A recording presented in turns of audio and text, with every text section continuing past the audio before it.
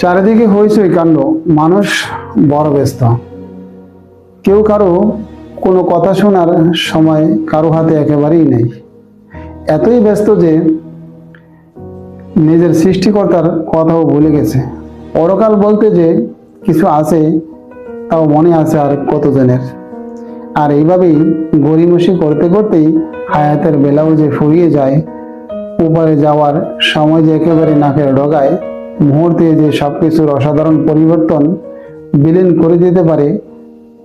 তোমার এত আনন্দ, এত কোলাহল, সুখের বাড়ি আর শখের গাড়ি আর রূপের নারী, সবকিছুই লিখে দিতে হবে একটি মাত্র মৃত্যুর দলিলে, যার মধ্য দিয়ে সবকিছুর অবসান হবে। সবাইকে অসংখ্য ধন্যবাদ আমার এই ভিডিও দেখার জন্য। যদি একটু মাত্র ভালো লেগে থাকে ইউটিউবে সাবস্ক্রাইব করে পাশে থাকবেন।